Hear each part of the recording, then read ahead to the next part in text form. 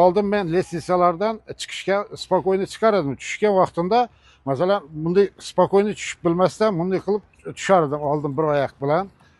Keyin hozirgi davrda masalan davolandik, spokойно o'zim spokойно tushib yotiraman. Hech qayerdan ushlamasdan, boshqa qilmasdan, oldin spokойно tushib yotibman.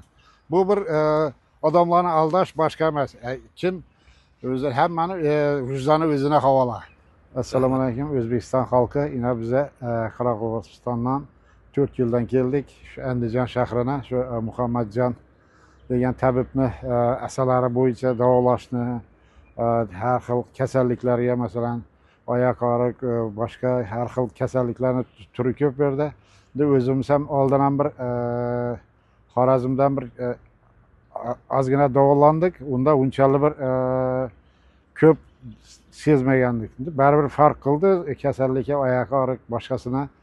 Bu yil endi hozir yana kasalliklarni bir yana sezib, bel og'riqni, oyoq og'riqni oldin unchalik bir o'rnimizdan o'tirib tura olmasdik, boshqa qilardik. Hozir yana bemalol dardimizga shifo topdik. Hech qanday bu asalaridan bir zararli joyi yo'q.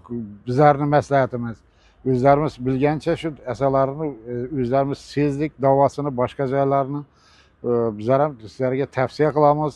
Va shu masalan asalari bo'yicha davolanib bir dardingizga bir shifo topsanglar, bir bizlarning bir maslahatimiz shu.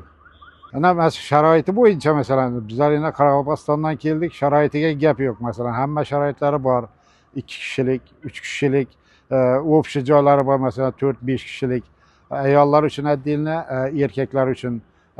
Ayollarga отдельно qaraydi, erkaklar uchun отдельно bir shifokor o'zining mutaxassisi bor.